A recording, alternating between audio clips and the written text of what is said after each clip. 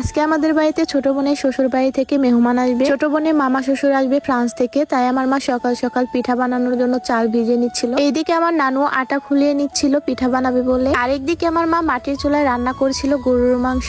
আমার নানু এখানে দুয়ারে বসে বসে পাটায় বেটে দিচ্ছিল মশলাগুলো। পাটায় বাটা মশলা দিয়ে মাংস রান্না করলে কিন্তু খেতে অনেক মজা হয়। এদিকে আজকের প্রকৃতিটা এত বেশি সুন্দর ছিল, আমি আর বাড়িতে বসেই থাকতে পারলাম না, চলে আসলাম নদীর পাড়ে। এরকম সুন্দর একটা ওয়েদারে আমার মনে হয় যে কেউই হারিয়ে যাবে। বাবার বাড়িতে আসলে আমি বেশিরভাগ সময় নদীর পাড়েই পার করে দেই। আকাশটা অনেক বেশি সুন্দর ছিল আর এইখানে এত বেশি বাতাস ছিল, আমি আর আমার ছেলে মিলে অনেকক্ষণ বসেছিলাম। আমাদের গ্রাম কিন্তু সত্যি একদম ছবির মতো সুন্দর। বাড়ির সামনেই নদীর পাড়ে আমাদের নৌকা বাঁধা থাকে, এই নৌকা দিয়ে কিন্তু আমরা সবসময় পারাপার হই। এই তো আমার আব্বা নৌকা দিয়ে কোনো একটা কাজে নদীর ওই পারে যাচ্ছিল। আমাদের কিন্তু নৌকা ছাড়া পারাপার হওয়ার কোনো রাস্তাই নেই। নদীর ওই পারে যেতে হলে আমাদের এই নৌকা দিয়ে যেতে হয়।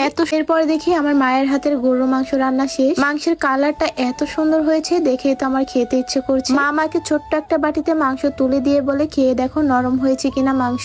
এরপরে আরো অনেক কিছু রান্না বান্না করেছিল যেগুলো আর ভিডিওতে দেখায়নি। ডিম রান্না করেছিল। আমি গাছের নিচে ছায়া এসে বসে বসে মাংস খাচ্ছিলাম, খুবই মজা লাগছিল। তার সাথে এখানে আমার মা রুটি বানিয়ে দিচ্ছিল আর আমার নানু মাটির চুলা ভেজে নিচ্ছিল। এরপরে পোলাও রান্না করেছিল, 2 পদের নদীর মাছও রান্না করেছিল, সাথে মুরগির মাংসও রান্না করেছিল। তার সাথে আমার মা কিন্তু মজা করে দই পেতেছিল আর মাংস দিয়ে খাওয়ার জন্য এই চালের রুটি বানিয়েছিল। এরপরে দেখি বাড়ির সামনে দিয়ে পিকনিকের নৌকা যাচ্ছে। আমার ছেলে তো খুব খুশি হয় পিকনিকের নৌকা দেখলেই। একটু পর পরেই অনেক নৌকা যাচ্ছিল আর ছেলে মেয়েগুলা কিভাবে ডান্স করতে করতে যাচ্ছিল বক্স নিয়ে। আমাদের বাড়ির সামনে দিয়ে এরকম পিকনিকের অনেক নৌকা যায়, আমরা দেখি প্রতিদিন। যাই হোক, এরপরে দেখি আমার ছোট বোন চলে এসেছে। আমার ছোট বোনের কোলে কিন্তু ওর মামা শ্বশুরের মেয়ে ছিল। আরো অনেক মেহমানই এসেছিল, তবে ওরা পেছনে ছিল, সবাই আস্তে আস্তে আসছিল। এদিকে রান্না বান্নাও কিন্তু শেষ। সব মেহমানদেরকে একসাথে বসিয়ে খাবার খাওয়াচ্ছিল। আর মেহমানরা কিন্তু আসার সময় 3টা দেশি মোরগ কিনে নিয়ে এসেছে, তার সাথে অনেক কিছুই নিয়ে এসেছিল। আমের সিজন আম নিয়ে এসেছিল। এইদিকে সবাই খাচ্ছিল, ওইখানে গিয়ে আমি একটু দই খেয়ে নিলাম, কারণ দইটা